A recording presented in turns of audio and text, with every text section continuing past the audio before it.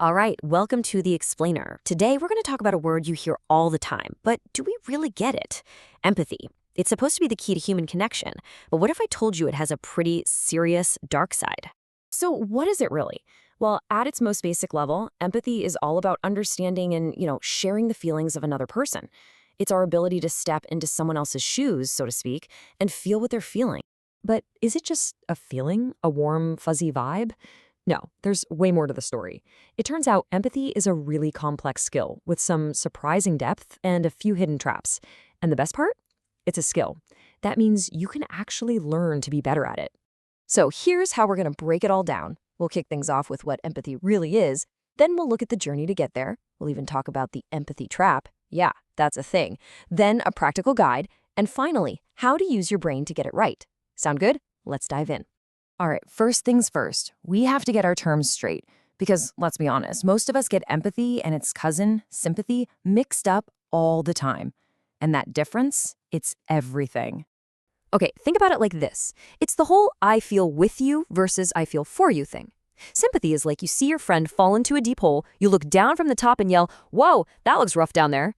Empathy is climbing right down into that hole with them and saying, "I'm here with you." See the difference?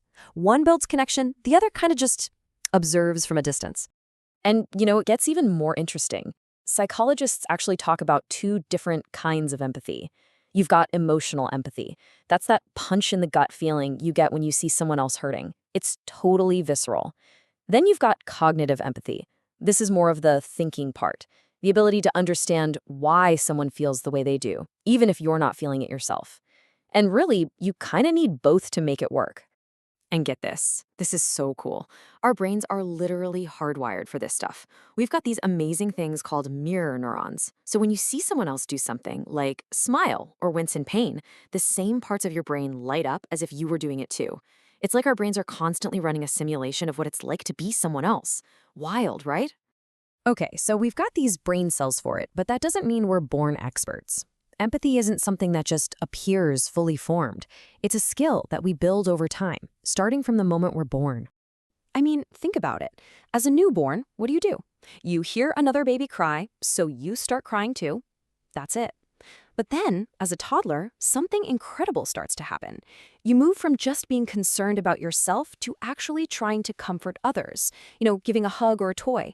And by early childhood, you start getting that cognitive empathy, the ability to really take on another person's perspective. It's a journey, and we're all still on it. And here's the really hopeful part. It's not just for kids. This whole process never really stops. The science is pretty clear that adults can absolutely learn to be more compassionate. And on the flip side, less compassionate, depending on who we're around. So it's not some fixed trait you either have or you don't. It's a muscle you can train.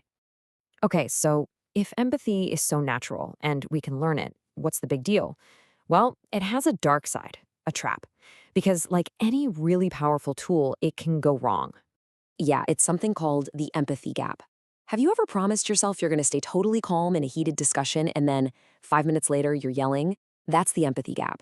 It's our brain's weird tendency to completely forget what a strong emotion feels like when we're in a calm state. And that makes it incredibly difficult to understand someone who's freaking out when we're feeling perfectly fine. And this leads to a pretty controversial idea from the philosopher Paul Bloom. He argues that empathy, our gut-level emotional empathy, can actually be a terrible guide for making good decisions. He calls it a spotlight, not a floodlight. It makes us focus intensely on one person's story, but it leaves thousands of others in the dark. We feel it more for people who look like us or live near us. And that bias can lead to some really, really bad choices. Not to mention burnout for ourselves. So, what do we do instead? Bloom's idea is something called rational compassion. Now, this isn't about being cold or robotic, not at all. It's about combining that warmth and care with clear, objective reasoning. It's about figuring out how to achieve the best outcome for the most people, not just what feels good to us in the moment. Okay, so that brings us to the really practical part of all this. If our raw, instinctual empathy can be biased, how do we practice a smarter, more effective version? How do we do it right? Well, the secret is shifting our focus. It's not just about what you feel, it's about what you do to understand. And the name for that skill is active listening. And look, you can start doing this today. It's a simple 4-step process. Step 1, Be fully present. I mean, really present. Put the phone away, stop thinking about your to-do list. Just listen. Step 2, paraphrase. Just say back what you heard in your own words. So what I think I'm hearing you say is, it's a game changer. 3, ask open-ended questions. Not yes or no questions. Things like, wow, tell me more about that. Get them to open up. And finally, step 4, validate their emotions. This is huge. You don't have to agree with them to say, that sounds incredibly frustrating. You're just acknowledging their feeling is real. All right, let's pull all these threads together. The goal here isn't to kill our empathy. It's to find a balance, to use it wisely, pairing that natural instinct with some real, thoughtful action. So you can think of it like this. You've got two tools in your toolbox. On one hand, you have that gut-level instinctive empathy. It's driven by emotion, and its goal is to reduce distress right now. But the risk is bias and burnout. On the other hand, you have active empathy and rational compassion. This is driven by reasoned judgment.